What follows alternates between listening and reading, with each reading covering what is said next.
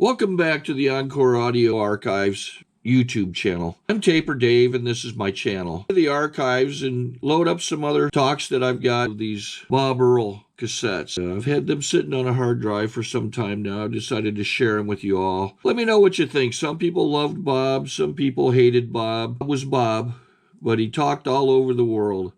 I mean, he's from Los Angeles, Beverly Hills area, and did other things. I think he was a writer. Just click down below, like or subscribe, or both, like and subscribe. Just click down below, like and subscribe on my channel. It helps me out.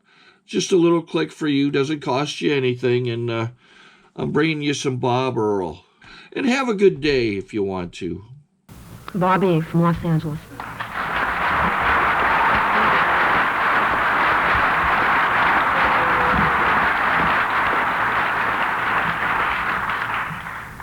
I am Bob Earll. I am an addict and an alcoholic. I am absolutely thrilled over being here, being up here.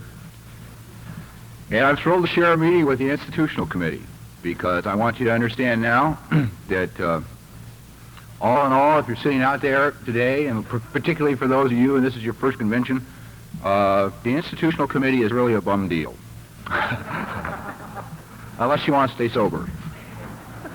God, what a great guy. He was so funny. Unless you want to quit sitting home thinking, and sitting home worrying, and sitting home wondering why you feel so rotten, you don't want to become a part of the Institutional Committee. I did not escape psycho. As my talk will, make it quite clear before I'm through. This morning I was wandering down a hallway over here. I had a decision I had to make, and I'm a little wacko, and I know it, and my close friends know it and accept it. And I firmly believe that there are two parts of me. There's my head and my soul. If I could figure a way to destroy my head without killing my soul, I would do it in front of you. And I was trying to resolve this decision as I was walking down the hallway. Well, now you can't hear the head speak. See, I'm the only one that gets to listen to its crap. But I answer it out loud. And as I passed about the sixth or seventh person who kept looking at the speaker ribbon and watching this yo-yo walking, I don't know if that's a good idea or not. So if any of you are out there, I'm still okay. I love Alcoholics Anonymous. This is an incredible convention for me. I've seen some people I have not seen in years. Maybe because I haven't been to a convention in years. I don't know. I didn't think I was going to get through Liz. I have come to love the women in AA more than anything else. I got more,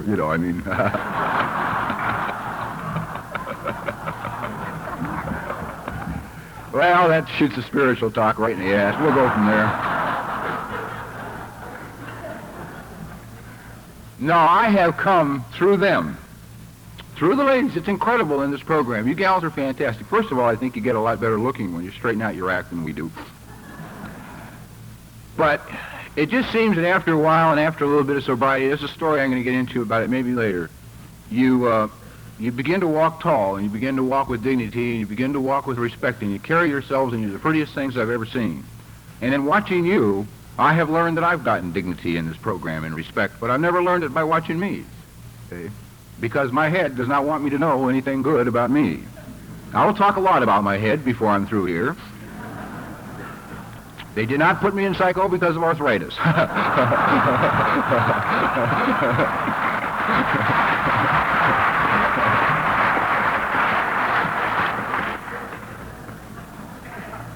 The Board of Criminal Psychiatry on 2 occasions did not say, let's study him because he has a weird bone structure, He said he thinks strange and acts even weirder, I am not, Alcoholics Anonymous did not get me here.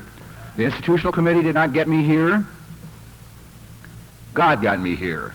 And I like to remember that. I'm not representing any Institutional Committee. I haven't had a panel in a few years now. If anything, I'm privileged to be a son of a father who loves me very much, obviously, because I'm clean and sober and standing here. And if I represent anybody, I represent him, and maybe that sounds like ego. Maybe it is ego. I will talk to myself while I'm up here.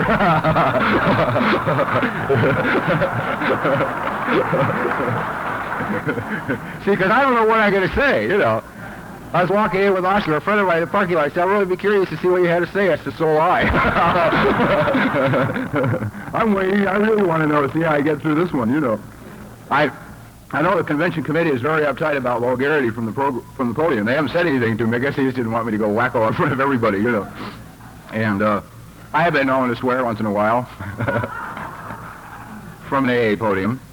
And I don't know. I think sometimes we don't get in touch with reality around this outfit. I love the fact that, yeah, we're all alcoholics and we're all alike, and the dual problem, the addict-alcoholic, is no different than the alcoholic. If he was, we wouldn't have a program. One of the little gals who talked last night at the young people's meeting almost found it necessary to apologize for the fact that she used drugs and to make it very, very clear and very sure that you understood about the alcoholism. And I don't know why that's so goddamn necessary when one of our co-founders, and by the admission of his own story, used a heavy amount of sedatives for a number of years. So, bless you who... If I should slip or get excited or enthusiastic about Alcoholics Anonymous and the people in it and what it means to me and the gratitude that I hold for this fellowship, and let fly with some dumb, dirty, nasty, everyday four-letter word, I have a sign hanging in my bathroom, and I want you to recall it all the time I'm talking. It says, be patient. God isn't finished with me yet.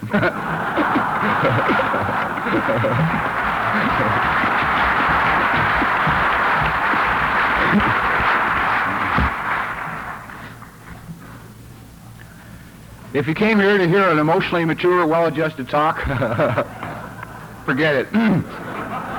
Even the convention committee knew better than that. They gave me my hotel room in the Jolly Roger, which is the Aladdin headquarters.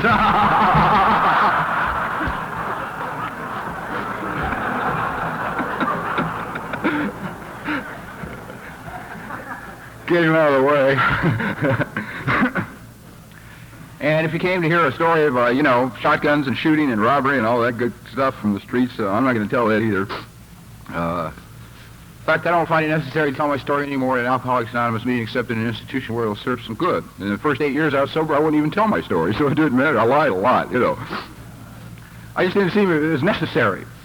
I mean, I felt you could just say, well, yeah, I stole a little bit. Had some bad luck once in a while, Sometimes it's hard to get honest around here. Anyhow, I wound up 11 years of drug addiction and alcoholism with no friends, which is probably one of the biggest points that was brought home to me by the young people's meeting last night. Everybody talked about how they had no friends, and here we have friends. And it's overwhelming. It's absolutely overwhelming. If you're new to AA or new to conventions, I'm probably going to say some stuff that's going to get so sticky, it's so mushy, you're going to want to throw up. And don't worry about it. Most of us have wanted to at one time or another. People used to talk about God at meetings. It bothered me very much, embarrassed me. I hated to hear a guy with a really downright righteous story, too. Somebody had been out there doing it good. A lot of robbery, a lot of stealing lunch money from children, the kind of things I could identify with, That high-rolling kind of existence, and he'd tell this whole horror story, and then he would start to talk about God. And you want to hide. I'd sit in the back and think, how can he do that? How the hell can he talk about God? With girls in the room, he's talking about God. Doesn't he have any, And I don't know about you, but I owe it all to a God that I've slowly come to understand. The heaviest lines in the 5th chapter of the big book of Alcoholics Anonymous are, do not be discouraged. No one among us has been able to maintain anything like. You know what anything like means? Haven't even come close.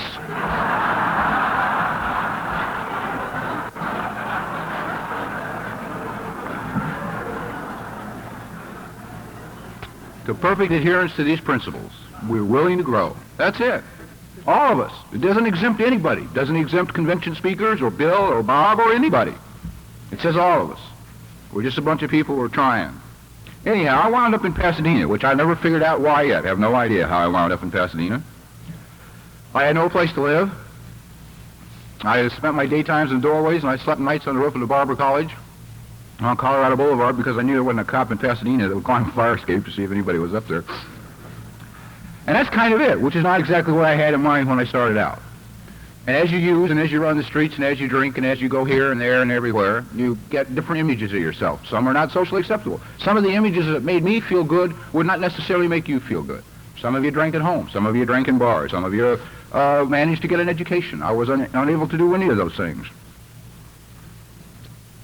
I think they said it had something to do with attitude. I can't understand that. Anyhow, I had heard about Alcoholics Anonymous, didn't know anything about it. I had cut the damn number, the telephone number, out of the newspaper and had put it in my pocket with a dime, and I really wanted to call AA, very much. And I'd got a phone booth, and I would put my dime in the phone, and I'd listen to the dial tone, and I would hang up. Because I'm not wired in such a way that I could make a phone call to somebody in an office I didn't know where, and a person I had never seen before, and say to this person, I can't make it. I've lost. You know, I played the game and lost, because you didn't lose where I came from. You had to win. Winning was everything. Getting, taking, you know, that was what it was all about. Now, I got to come forward into AA a little bit to go back to tell you how I got here. It's going to be a great talk. Those of you that are wacko will understand it perfectly. Those of you that have it hooked up are in for a... never mind, the hell with it. You come into Alcoholics Anonymous and people say things to you and they really mean well. They want you to feel welcome. They want you to be comfortable. They want you to understand that they understand. They want you to feel as though you're not unique, that you're not different, that it's not a moral issue, that you have a disease. And I think the funny thing about that, it always has been for me, is different words mean different things to different people. And what you say to one person might make him comfortable, but it may not necessarily make the next person comfortable. I don't really think it matters much either. If you're whipped, you're whipped. If you're not, you're not. But I know the first thing that happened to me at my very first meeting at Alcoholics Anonymous, this little old man came up to me and he said, "Guy, I'm really glad to see you here, son." He said, "I want you to know that we understand what it's like out there. We know what it's like to drink too much hooch."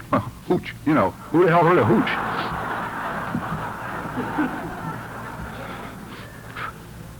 He said, "We also know the horrors of winding up in strange places and in strange beds with strange women." And I'm standing there. I'm thinking, I didn't always wake up with girls. You know.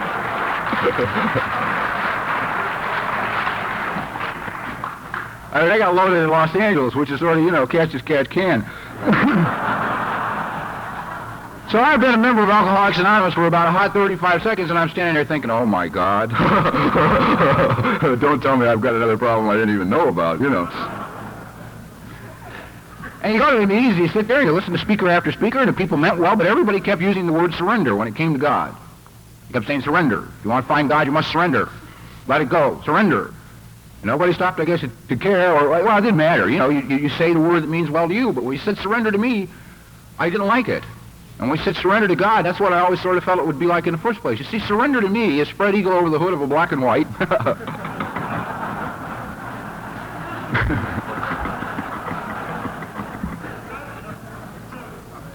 with the heat from the engine, you know, burning this ear. You got some nervous kid with a 38 police special cocked pushing on this bone back here. That's surrender, you know. I used to get very flexible. There was 2 times when I was using and drinking it, I was open-minded, when somebody had a gun at my head and 3 minutes prior to sentencing. Oh, you got a program about Jesus? Yeah, right, whatever, you know, I'm interested.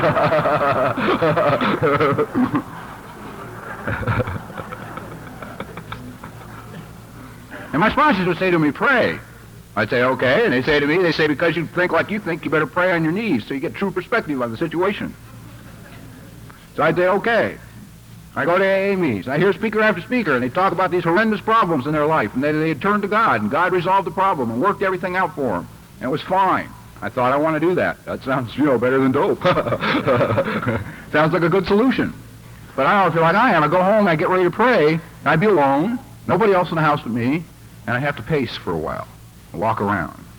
And I had to get on my knees, you see, and I didn't want to get on my knees. But yet I was hurting a lot in the sobriety. I thought, well, I better get on my knees. I better do it now. And the next thing you got to do is you got to go around the whole house and make sure all the drapes overlap. Right?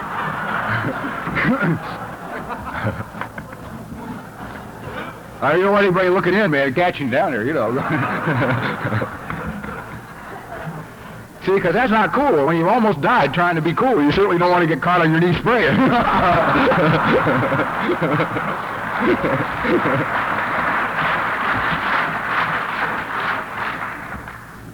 Finally, I'd reach a point where I could get to my knees, and I'd run over to the bed, and I'd get down on my knees, and I'd fold my hands real quick, and I'd bow my head, and a voice inside said, forget it.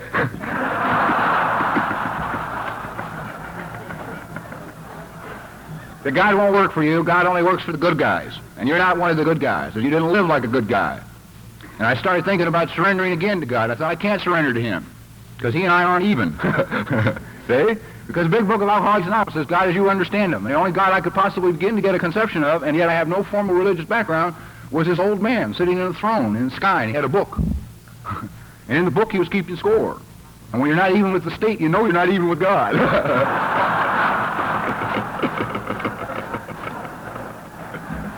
I mean, even my rotten logic can hook that one up. You know. So I kept not surrendering, and I kept not praying. I kept going to meetings, and I kept listening. I kept thinking, I can't surrender to that old man in the robes because I know he's going to get me. And then the minute I let go, because I knew I had it coming, I was a bad boy. I'd been a bad boy all my life, and God punished this bad boy. People in AA meetings, coming from a very spiritual place, used to say something. They'd sit in a meeting very quietly, and they'd say, I want what is rightfully mine. And what they were saying is that they were a child of God, and that they have come to believe that their God loved them very much, and that their God owned and controlled the universe, and everything in it belonged to them, and they wanted what was rightfully theirs. But I didn't hear it with that kind of head. The guy next to me at a meeting says, I want what's rightfully mine. I think you can have mine too.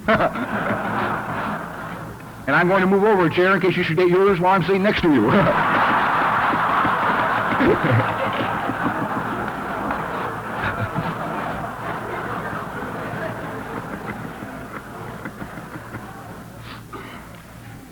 And I still couldn't understand this God. And finally, at an AA meeting, a guy told a very stupid story. And I've told that story ever since I've heard it because it's come to be my understanding of God. It did it for me 12 years ago, and I still hold to it. It's the only concept I have that works, that I can believe in, that seems to function, that I can see. Because that's all I ever wanted to do was see God. I used to walk around the house and say, do something. Anything. Write on the wall. Set a tree up. Anything, you know. Just so I'm not wasting my time. I don't care what, you know. I ruined a good sport coat. I don't know if you've ever heard some of you, of course, who are Bible students, know about laying a fleece. Those of you in prison will think it has a different context.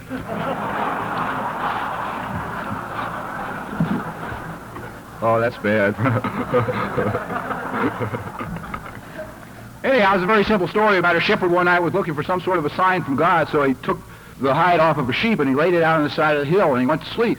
And when he awoke the next morning, the dew had settled on everything, and the trees were wet, the grass were wet, all the sheep were wet, he was wet, but this one lamb's hide was dry, and so he knew that that was the direction he was to take. I hung a sport jacket in a tree in Laguna Beach, it shrunk.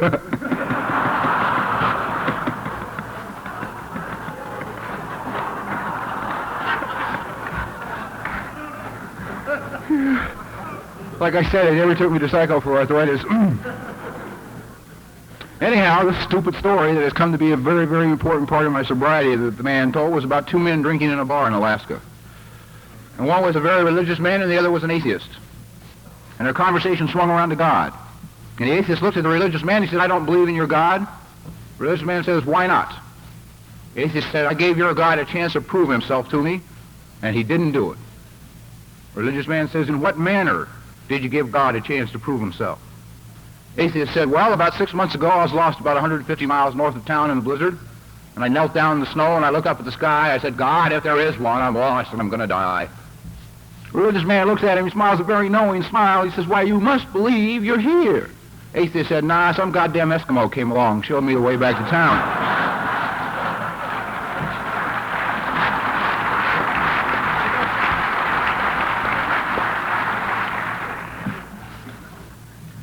Well, then suddenly some things started to make sense, see? Because these insane sponsors of mine had been hammering at me for about 2 years by this time that the kingdom of heaven was inside of me, not outside of me, and quit hanging my coats in trees. And then if the kingdom was in me, it was in everybody. And if it's in everybody, then the only instrument that God has to work with is people.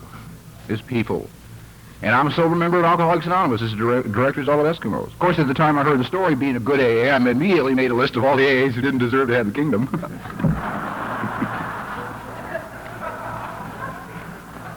If anybody tells you sobriety is easy, they ain't sober.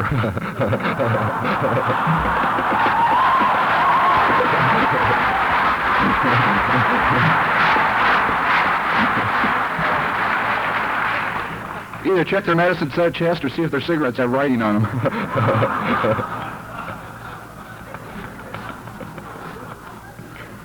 Anyhow, I don't know if you can keep up with me, but I know exactly where I am. Now, back to the doorway in Pasadena. Here I am, 145 pounds, not quite as bad as I once had been. Oh, that's funny, never mind. See what I mean? I just go back and forth. There's 3 or 4 of us up here. You're really getting 3 or 4 speakers for the price of one. Program should have said Bob, Earll, and friends.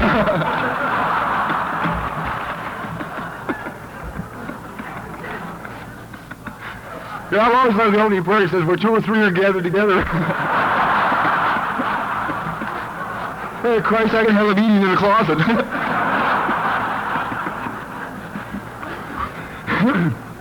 Well, you think I'm kidding? Just wait till you start trying meditation. You'd never knew so many people resided in the same house with you. Anyhow, back to my doorway. Let's get serious here. Goddamn, this sobriety. We can't have fun.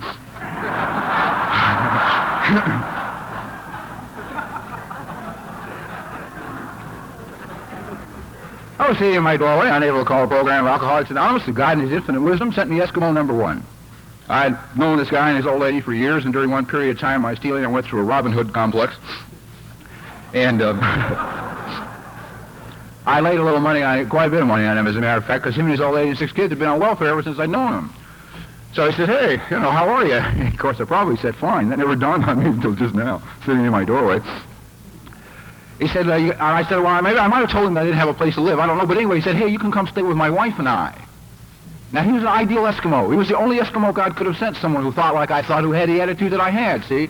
Because I could go home with him. And the reason I could go home with him is because he owed me. You see, he owed me. He wasn't giving me nothing, baby. The sucker was into me $3,000, $4,000. He owed me. So I went home with him and his wife to a rundown apartment filled with cockroaches and their 6 kids in 1 bedroom. But, it was better than the roof of the Barber College.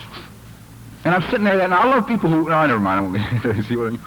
God, I wish you guys would settle down so we could give one talk up here. Why don't you make up your mind and give the talk and the rest of you shut up?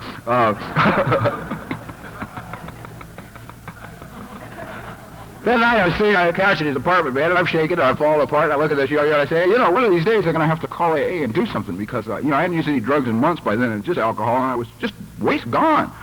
I had no possessions of any kind, nothing. I was just, it was my clothes and me and the rooftop. He said, there's a girl down the hall who goes to Alcoholics Anonymous. I thought, oh, I didn't even know girls went to Alcoholics Anonymous. All right? My God does know how to get the kid to do things. So I got up and walked down the hall and knocked on the door. Now, once again, my father in his infinite wisdom knew exactly what kind of Eskimo to put in front of me. You see, because if it had been some darling, dainty damsel in frills and lace, it would have been absolutely essential that I lie. I would have had to lie. I had to say I got a cousin with a drinking problem, or a father, or a brother, or something, but I'd had to lie. But God knows that, you see, because the chip that opened this door is big enough to break every bone in my body.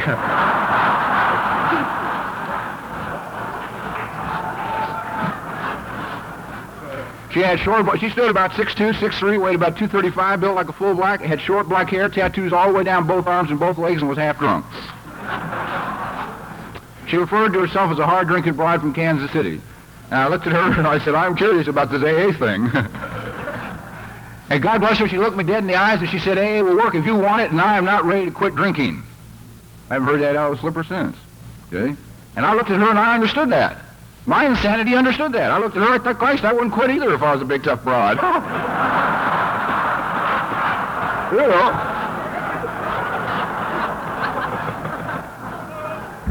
She had a lot of mileage left, man. The hell with it,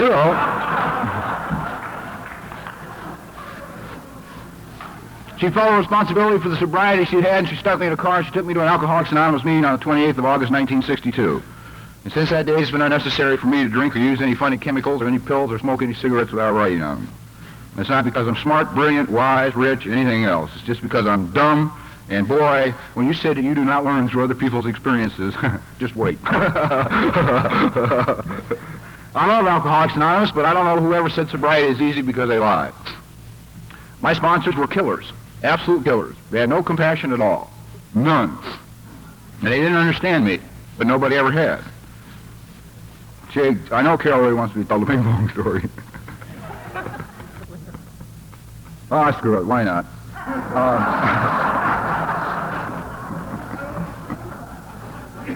Why do you think it's easy? I have to house all these people, feed them, clothe them, listen to them. The second time I was locked up to be studied for violent behavior, which I've always tried to figure out how they handle that, see, because then they take you in there in the 6th floor cycle and they put so much Thorazine in you can't even stand up. I don't know how they're going to see whether or not you're violent, you know. The sole thing I ever learned how to do, and any of you psycho ward members will understand, is do you remember practicing walking backwards in paper slippers? Yeah. So you wouldn't lose them, you know, you just got nothing else to do all day, you know, then we bitch about sobriety, right? Jesus Christ, I'm bored. Anyhow, I never was aware of the fact of what an enemy I had in my mind, and this story is one of the things that really put me in touch with it. And I was never really aware of the fact that there was two parts of me, and this kind of put me in touch with it. They had a ping pong table on the 6th floor recreation area where we could play ping pong. I love ping pong, but they had a problem with ping pong balls. The reason they had a problem with ping pong balls is that a little man used to sit off in the corner away from the table. Every time the ball would get knocked off the table close enough for him to reach it, he'd reach out, he'd grab it, he'd stick it in his mouth, take 4 bites out of it, and he'd swallow it, and that'd be the end of the ball. See? Now, there was a great many people that played without a ball, and that didn't bother them.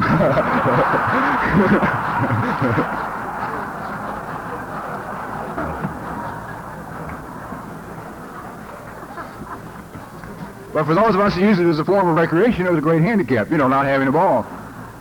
As will happen in any state agency, after a while they eventually begin to screw up on your medication, and they could start forgetting my Thorazine. I got it hooked up enough that I could go out and play a little ping pong. I found an opponent, he had a paddle, and I went to the orderly and I asked him for the ball. And he went and got a ball, he brought it back, and I was subject to a 10-minute lecture as to how this was the last ball. See? There was no other ball on the unit, and it was Friday, and there would be no other ping pong ball until Monday, and if anything happened to this ping pong ball, that was it. There would be no more. And you know, when you're a cycle, they lecture you like children anyway. He's about 4 feet high, standing down there waving his ping pong ball at me, saying, if anything happens to this ball, you know. And you're trying to be cool with it because you don't want to go back to the little room with all pads, you know. I mean, you don't want to just take the ball away from him. Well, they gave me the ping pong ball. We went to play our game, and as I know you've guessed by now, the ball accidentally got hit off the table, and the little man in the corner grabbed it. When the orderlies pulled me off of him, he was blue.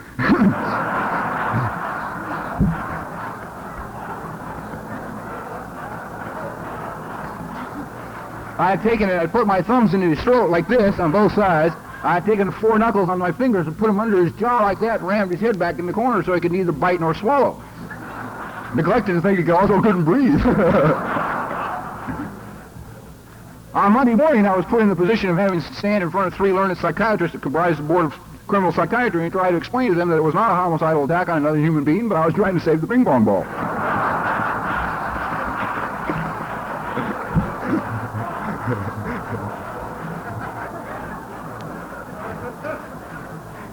And based on some of my past performance, they found that very hard to believe. But this one doctor, damn him, you know, every now and then they say something really good. This one doctor looked me dead in the eyes. They said, at any time, at any moment, for a fleeting second, did you stop to consider the fact that you were willing to sacrifice a human life for a ping pong ball? And all of a sudden I got uncomfortable in here. And I had lived violence all my life. I'd never been uncomfortable. They never had bothered me. And I wondered what this queasy feeling was. But immediately, my head had an answer. My guts are uncomfortable, but my head has got an answer. I looked the doctor dead in the eyes and I said it was the last ping pong ball.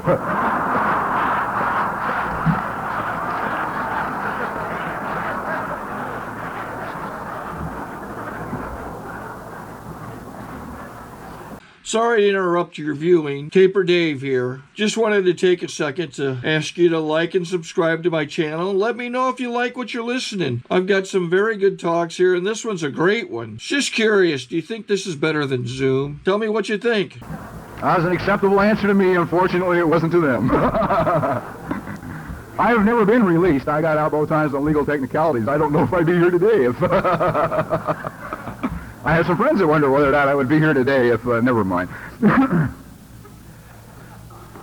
My sponsors had enough foresight to realize I had a lot of pretty bad attitudes, and they said to me in the very beginning, one of them who found it, well, I got one sponsor, and I told him my story, and he turned me over to somebody else. The guy he turned me over to was not too tightly wrapped himself, but he was good for me. He had a lot of hostility, and I really believed he was crazy enough to break my jaw when he said he would. Okay?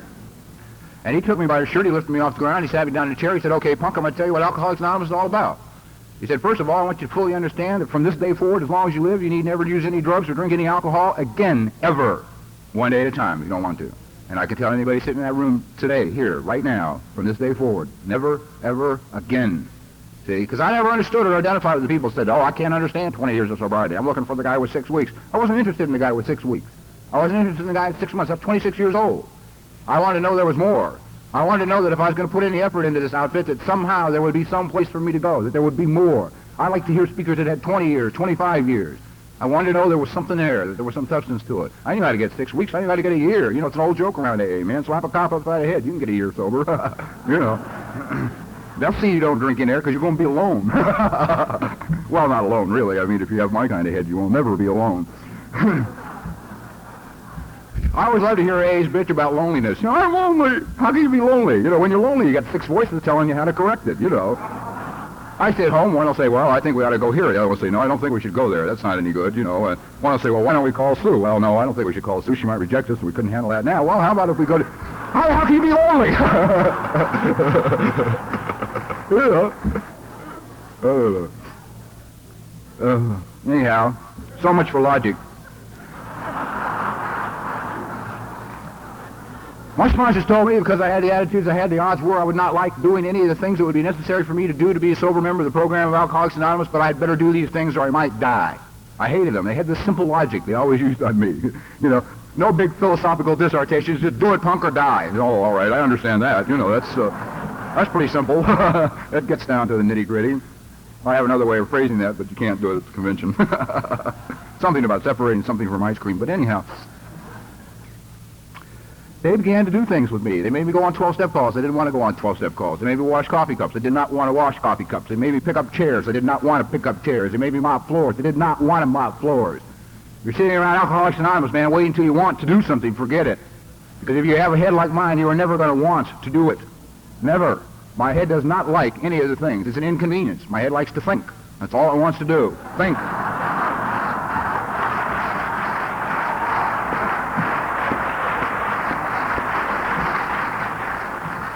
I am thoroughly convinced and willing to wager money that the man that's hanging the think sign in AA clubhouses is still drinking.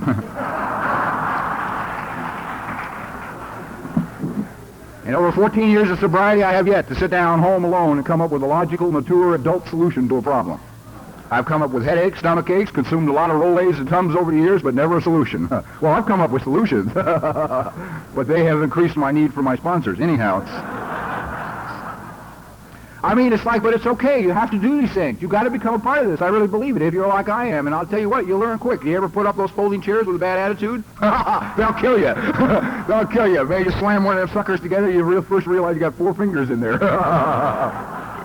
You know, you leave the meeting with this gnarled hand, and you're supposed to be grateful, right? For being allowed to be of service. You mop a floor after a meeting. How many of you done that? You can't do that and be grateful. It's impossible. There's always some sucker sits in the same spot every week, spills everything, right? The only thing I could ever think about is nailing him in the head with a mop at the door the following week, you know. Was not an attitude of gratitude over being allowed to serve. Then I got my first cake, my very first birthday cake in AA. I had 1 year. I was relieved. I thought, thank God, it works. Because I knew I didn't do anything about it, you know. I knew I couldn't make this program. And then my sponsor said to me, come on with us. This week we're going down to the institutional committee. We're going to give you panels. I said, why? They said, so you can go back in the institutions and carry the message. I said, I don't want to. You know, what the hell for? They said, you know, again, the good old basic simple logic. They say, listen, punk, either you go back where they wear blue and brown, or you're going to wind up living where they wear blue and brown. I said, oh, I see. You know. They took me to the institutional committee, and they gave me 3 panels, and I didn't want any of them. They picked them very carefully, too, let me tell you. They knew what to give the kid. One was Lompoc, right? I don't know how many of you have ever been there. First of all, it's 112 miles past any links.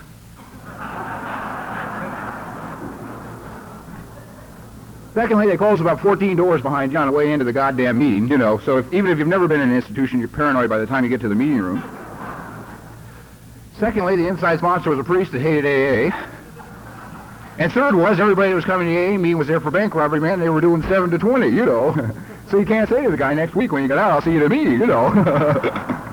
And this was in 1963. You say to the guy, when you get out? The guy says, oh, 70. You know. Second meeting was a county camp up on top of Angeles Crest. I don't remember the number of it, but I know it was a long drive. I know it snowed in the winter, and I know the meeting was held on Saturday night in the TV room. 80 guys at the meeting, every night.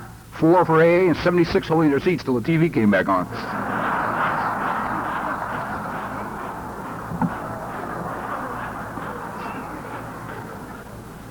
Not a very attentive audience. And the last panel he gave me was a hospital. You know, Los Angeles County Hospital. Now, I don't know why they didn't ever stop to consider the fact that you cannot clean, sober up a homicidal social psychopath without winding up with an extreme neurotic on your hands, you see? And neurotics are very touchy about things, like hospital. My sponsors didn't stop to consider the fact that in hospitals are diseased people. And neurotics hate to be around diseased people, see? But they knew that I was absolutely, totally incapable of intellectual gratitude. They knew that the only thing that they would give me if they made me make a gratitude list was writer's cramp. You see? Because my head does not know how to be grateful. My head only knows how to worry or how to project disaster in my life. You know? If I run into the coffee table at night, I wake up in the morning with an ache in my knee, my head says we've got bone cancer.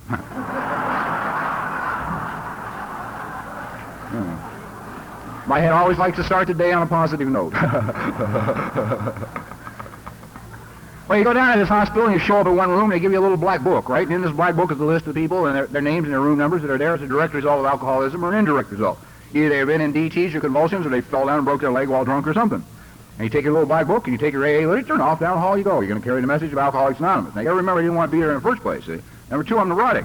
You walk into the first room and you see the guy's name is Max. Well, laying in the bed is Max. Well, Max is a wino. Max has slept outdoors for 80 years, right? He's got 115 open sores on his body and he's laying there scratching at all of them, see? You walk in a room, you stand there very quietly, you say, hi, I'm Bob, I'm from Alcoholics Anonymous. Max lays there, he looks up at you, he says, hi, I'm Max.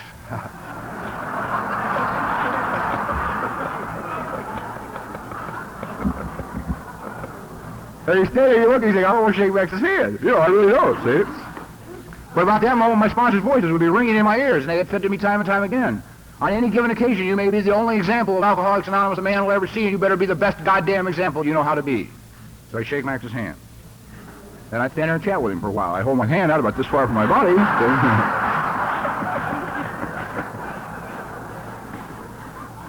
I leave the room, take off down the hall like this. I know the doctors down there thought I was deformed. You know, I head down the hall, find the men's room, go right past the soap for regular people and hit the surgical soap, you know. Scrub up. I got so I could even do it like a doctor. I'd head for the paper towels like this, you know. We spent 3 hours down there once a week, an hour and a half washing my hands, an hour and a half talking to people, you know. Well, my sponsors, they knew what they were doing with me, and they knew what kind of a head they had, because they knew in that hospital I would be confronted with situations that would teach me about gratitude, and that would teach me the meaning of the words there, but for the grace of God go I.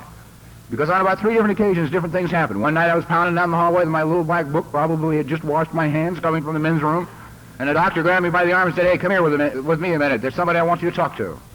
And they take me in a room, and the doctor would say, this guy's name is Jack. He's 26 years old. He's going to die in an hour. He's got 4 police bullets in him. Talk to him. And I'd look at Jack, and I think I laid in this hospital with police bullets in me, and I did not have to die. I'm sober, and I'm clean, and I got a handful of dumb literature and a little black book. And I could shake Jack's hand, and the tears would roll, and I could have held him in my arms, and I could have kissed him. I wasn't worried about bugs or diseases or germs. Not there, not that moment. And inside I felt something I never felt at any time before in my life, you see, because my sponsors knew I had to have that. I had to see it, so that I could walk out of that room, and very quietly to myself, certainly not loud enough for anybody to hear, I could say, thank you, God. There but for the grace of God lay I, and not understand why, and not know why, and find myself in a position to try and tell a man maybe there's more. Maybe there's something beyond this life. Maybe there's a life where you don't have to carry weapons anymore, and you don't have to steal anymore, and you don't have to lay and die anymore. Because what am I going to tell them? You know, come to a meeting? No way. No way. So you're going to find it, for if you're like I am in the program of Alcoholics Anonymous, your head is going to resist almost anything that's good for you. That's right. Mine always has. Hates to be inconvenienced. Hates to be inconvenienced. Do not call me with a problem when I'm thinking. My head resents it. It will tune you out, you know. God, I always love people say, you know, you hear people get up speakers at meetings. I get up every morning, and I read 7 different pieces of spiritual material. I'm 14 years sober. I get up in the morning, I have 2 things, I have to read them 7 times a piece, you know. My head does not want to read about God. Does not like God, is not fond of God, and does not want to read about God. I own the 24-hour-a-day book, and it's like magic. The head just goes, you know, it's gone. I learned, I don't even make deals with it anymore. I just muscle it back. I say, either we're going to read, sucker, or we're going to stay home all day. You know, make up your mind.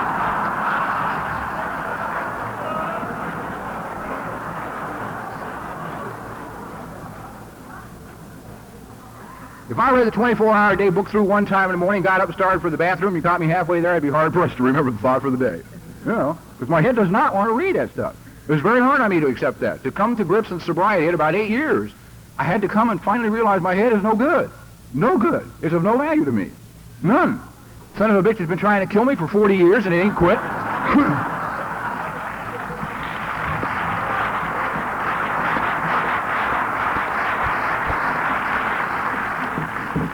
It won't even make deals. Every now and then I say to it, get off my back and I'll lighten up on the meditation tomorrow. I'll give you more time to think. Won't go for it. Just keeps grinding me down, you know. It learns to worry about things. The other morning I woke up, you know, you say, oh, well, 14 years, should have it hooked up. Bullshit. Woke up the other morning, my head started to plan what we were going to tell the auditors when I get audited on my taxes next year. Now that's what you call living in the now.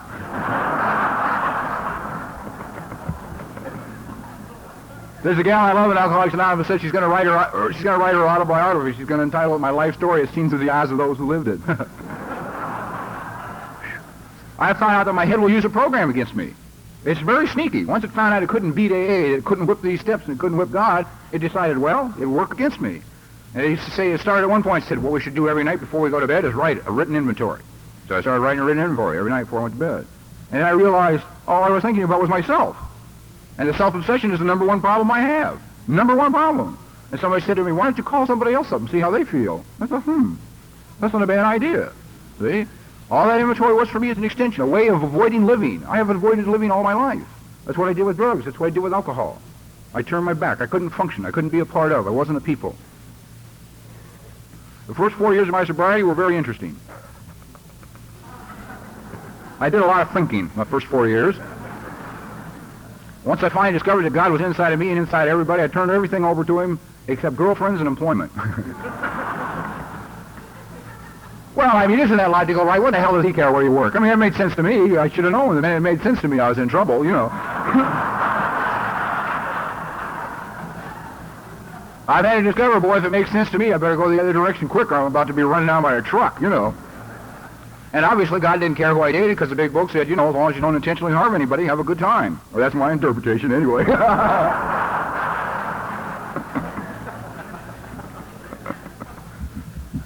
That's loosely interpreted. Anyhow, as I was approaching my 4th birthday, some friends of mine came to me and said, are you going to take a cake? And I said, I don't think so. They said, why not? I said, I don't really feel I represent hope to anybody. The reason I didn't represent hope to anybody is because in 4 years of sobriety, I had just been financially bankrupt to the courts. I just had my car repossessed. There wasn't a girlfriend anywhere in sight in my life. I was sleeping on the couch of a guy I didn't particularly like. I was into my babies for about $500. If they gave me a 12-step call, the guy had to have a car. I couldn't get into a meeting, you know. You got a car? Horrible way to live. And I was working at a car wash for $1.25 an hour. I had a rash on both arms from the goddamn detergents, and my hemorrhoids were coming back from jumping in and out off the hot car seats all day.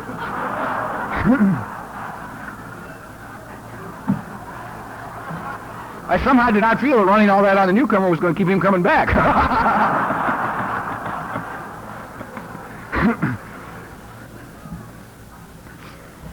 An Eskimo drove through the car wash and offered me a better job. He said, what are you doing working here? I said, I don't know. I really didn't either.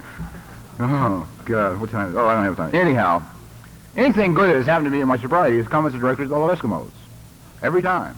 Somebody has shown up in my life on a fluke. Circumstance, coincidence, whatever dumb label you want to put on it other than God, you know. There they are, and they've got exactly what I need to get me through that day or that minute or that problem or that situation.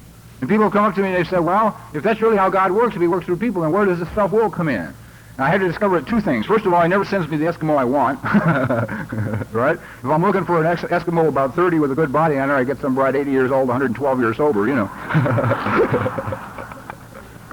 And learned to love her more than I ever could have one, you know. Oh, never mind. It's hard when there's a lot of people up here. God, I enjoy being sober. You can imagine what it was like when I wasn't.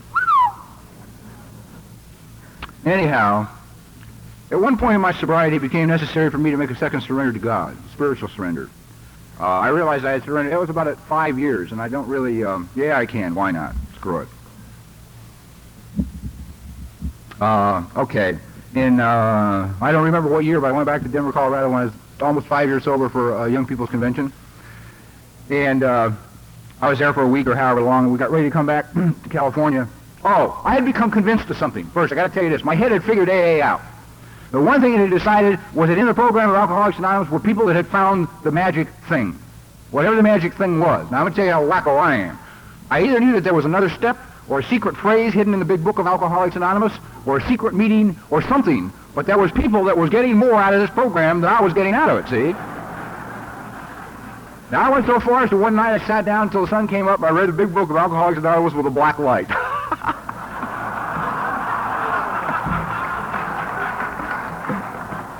No, and they had stuck it in there in invisible ink for those of us who were smart enough to look for it.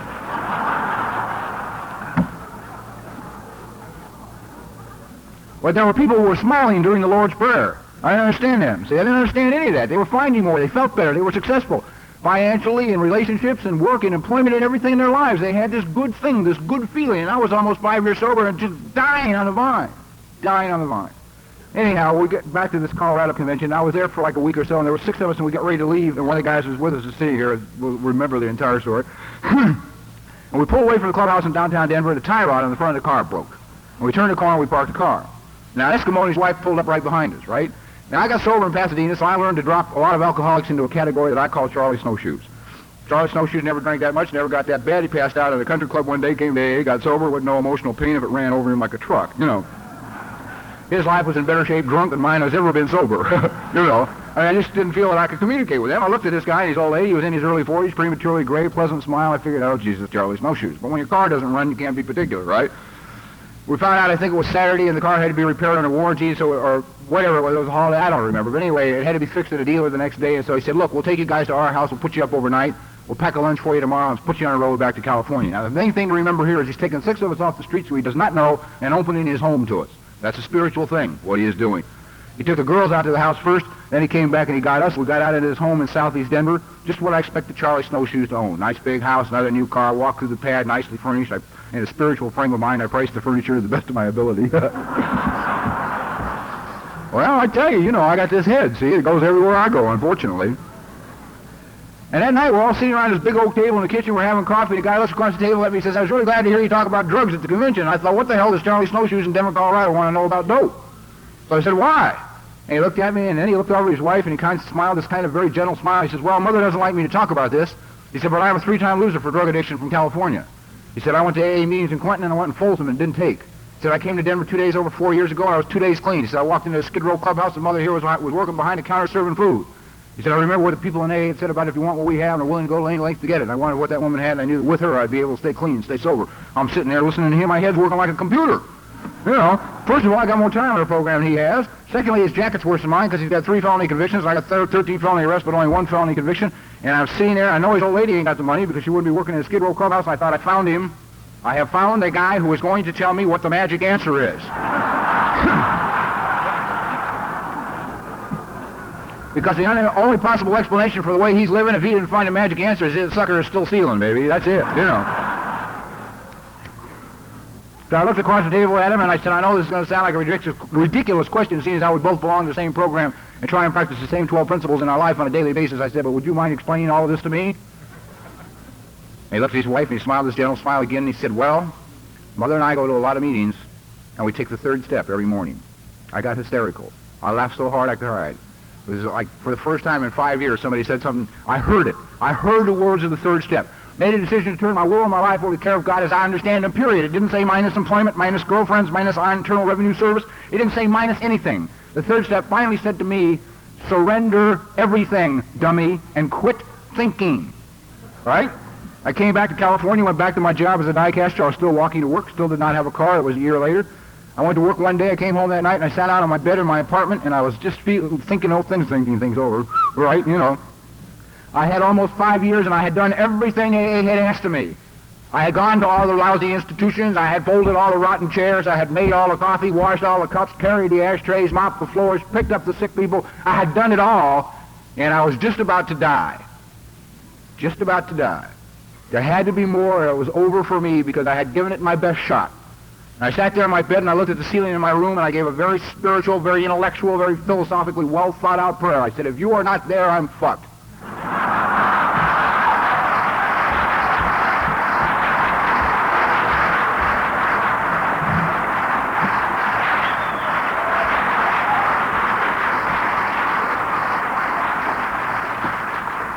Because it had finally dawned on me in my sobriety, if there was no God, if there was no power greater than me, if there wasn't any more than what I had at that moment, I was going to have to die. I was going to have to die. There had to be a God. I went to work the next day, placed a brand new Allen head wrench into a brand new Allen head bolt. It slipped. I went backwards against one of the furnaces, crushed 2 vertebrae in my back, and was taken to the emergency hospital. I'm laying there in this little cubicle in the emergency hospital, and my head is staring at the ceiling, and it's saying, see?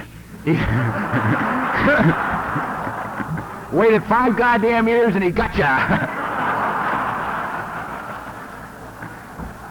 Because they're saying things to me like, you know, you'll never be able to do this kind of work again, you can't lift heavy things again, well, you know, just a whole list of crap of stuff that you can't do, and suddenly a voice inside of me I never heard before said to me, why don't you shut up?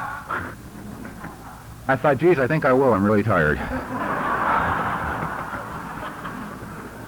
And I quit thinking, and I went about doing the things that were put in front of me to do. I applied for vocational rehabilitation, disability insurance, and all the rest of that stuff. And as a result of that, one day, a few months later, I decided the thing I wanted to do more than anything else in the world was become a writer. Didn't make any sense, which is why it was a good idea. They threw me out of high school in the 10th grade. I can't spell, and I've always failed English, ever since the 4th grade. I have a dictionary at home called the Bad Spellers Dictionary. The words are in there phonetically for people like me. Because I tell you, if you can't spell a goddamn thing, you can't find it in the dictionary, you know.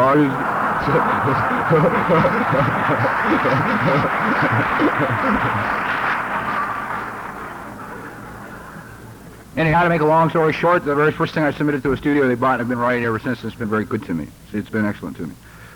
That was, I don't know, that was 9 years ago now. A lot of things has happened in that 9 years, but there's one point I want to get to because I want to talk about the head and that there's more power here, and that's the thing that gives me hope. That there's more than my head, and it no longer is the boss in my life. I do not have to listen to it anymore. I can tell it to shut up. If you see me walking down the halls here and I'm screaming, shut up, I am not talking to you. I'm talking to my head, which is busy planning tomorrow, you know, or next year or something, you know. Not allowing me to pay attention. I love what Tommy said. You know, you get too busy off there and you'll step in, never mind. I can't think of a way to clean that one up. Anyhow, I know that all my life and throughout prior to AA and AA and everything else, I, like a lot of men in the world, I was looking for her. I used to drive the streets at 4 o'clock in the morning looking for her. You know, I knew that somewhere, someplace, somehow I would find her. I figured one day I would round a street corner and there, standing tall and blonde and lean against her white silver cloud rolls, she would stand. And she'd say, you're it. You're the one I've looked for forever. Come and I will take care of you. You know, right? When I was about 8 years sober, I showed up 2 months late to speak at an AA meeting in Palm Springs. I mean, they knew I wasn't coming. I had been delayed. Again, it's circumstance and coincidence. And as you're standing there after the meeting and people are shaking your hand, they're saying thank you, and a lady stuck her hand in mine and she said, I'm Taylor, and thank you very much for your talk. And I took one look at her and I said, my God, it's the one I've looked for all my life. And the chemistry was right. And we hit it off. And for the following 2 years, we went together. We had a very good time. We did a lot of living. We had a lot of fun. We laughed a lot. And she was an incredible, incredible human being who taught me a lot about love and about giving and about dignity. We finally, after 2 years, we decided to get married. In December of 1972, we moved to Laguna Beach and we bought a house. On January 6, 1973, we got married and we were very much in love. As 2 dear friends in the front row can testify. She was feeling a little punk, and on the 7th of February, we stuck her in the hospital because we thought she had walking pneumonia. On the 10th of December, the doctor walked into the room, was a good friend of ours with tears in his eyes, and he said, I hate to tell you this, but you have cancer, and it does not look good. She passed away 3 months later on the 23rd of April, 1973. I don't understand why, and I do not have time without irritating some people as to going into, you know, the spiritual changes you can go through after something like that happens in your life. But the point I want to make is my head does not fix. My head has resisted fixing ever since I've been sober. All my life, in inventory after inventory after inventory, it has come out time and time again that the only thing I ever did is take. That I never offered anything to anybody, emotional, mental, physical, spiritual, financial, material, anything, with this hand, that I wasn't looking for you to give me something back over here. I've been a taker, and that's all I've known. Look out after you. Find your own way. Get your own pleasure. Get your own comfort. Get your own whatever. It took me 9 years in AA before I could sit down in a meeting and feel like a part of, like I was just a member of this fellowship. In San Diego in April, she was in a clinic down there, and it was long days and long nights. It was sitting in the hospitals from, you know, I don't know, 7, 8 in the morning till 11 o'clock at night. When she was home, she was ill. Anyhow, I left the clinic and I drove back to my hotel room in San Diego, and I closed the door of the hotel room and my head started. 9 years sober, however long it was, and here goes the head again. It's saying, hey, look, it's been a long time since you've had any physical pleasure of any kind at all. There's been none between you and your lady. It's been long days, and you're tired, and you're uptight, and it's been hard, and you're in the massage parlor capital of the world. Why don't you call a massage parlor and have them send over a girl and just unwind a little bit? The other part of me said, that's a good idea, and I went and got the yellow pages, and I sat down to read these yellow pages. And I found an ad that made house calls. Well, a lot of them make house calls. And I went to the phone, I went to dial the damn phone number, and I couldn't dial it. I could not dial the number. Well, I've been walking with God long enough to know what that meant. I had the wrong ad.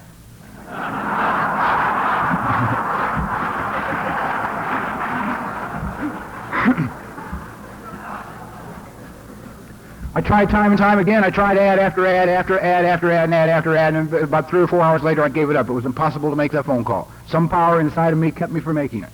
I went down, I laid down and went to sleep, and 3 hours later the telephone rang and the nurse at the hospital said, Mr. Earl, the doctor said to inform you if there was any change in your wife's condition, and they do not feel that she will live through the day. And I jumped in the car and I went to the hospital and I cornered the doctor. And he said yes. He said there's no way that she'll live to see midnight tonight. That's it. The first thing that happened to me was the initial shock that I was going to lose her, that I was going to lose somebody that I loved very much. And the second thought I had was, thank God I didn't make that call. Thank God. I've done a lot of dumb things in sobriety, and I've been through a lot of crap in sobriety, but I don't know that I could have lived with the fact that I spent my ladies last night on the face of this earth locked up in a hotel room with some broad from a massage parlor. I didn't have to. Why didn't I have to? Because there's a power here greater than me, and that power is God. And I got to sum up with, we put a meeting on the other night, about 16 of us, and I was leading that meeting, and I sat down, I stood at the podium, and I looked at the table, and there was 5 gals at that table who I've known ever since they've been sober, from 1 year to 12 years. I knew every one of their stories. And I was sharing the story about not having to make that phone call. And suddenly I looked at the table, and all those girls were sitting there, all AA women, all tall, all proud, all with their backs straight, all with dignity, all with respect. And I broke down and cried. Because suddenly they made me realize through their beauty that what you've given to me is a little guy inside that I today call Softy. He's a punk, but he's okay. And I love him very much. And you see, Softy can't make phone calls like that, and he's learned how to love you. And so the women in AA have taught me to look at me and see what I have gotten from you. And today I'm a hell of a fine person, the best one I've ever been. And I owe it to AA, I owe it to a God, and I love Softy very much, and I hope I can give him to you so you can love him. God bless you. I think we got a great talk going on here. Thanks for watching the channel. Taper Dave here. Just curious, do you think this is better than Zoom? Okay, this is how I prepare my drone for launching. I like to do it inside the cab of my truck so I'm not standing outside in the weather. To install the joysticks for control, up and down, right and left, powered on. I have an Android phone that I use to connect it to the drone with. And it's actually controlled through the iPhone, through an app. Oops, wrong way. It's actually controlled through the iPhone, or through this Android phone, through the app. It's actually controlled through the Android phone, through an app, and you connect it through this short connection right here.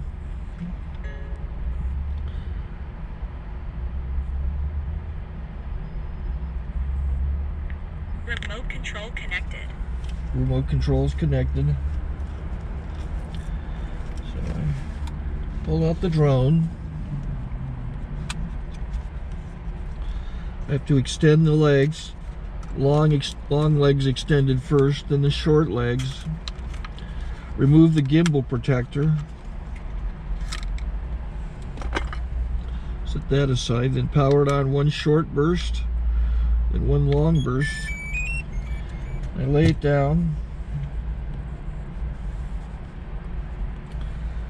So I have to go to calibrate. So the drone's not connected yet.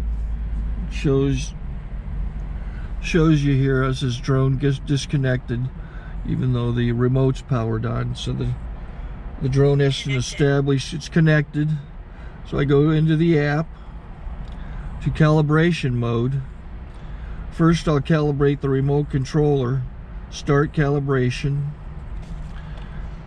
Out, in, oop, out, in, up, down, and then this little wheel is to control the gimbal. So it's calibrated. Go to gimbal calibration, start calibration, and then it calibrates the gimbal. I don't know if that shows up. The gimbal's moving all over the place. Changes, you can see it on the video. And I'm calibrated to take off. It's acquired 7 satellites at the moment. There are 26 satellites up in the sky, which it has to acquire before you can take off. So it's connected. It's got enough satellites. This is white. I can go to press this little arrow button, swipe right to take off, and it would start the motors if I slid this to the right, but I'll wait till I get outside. Don't want to do it inside.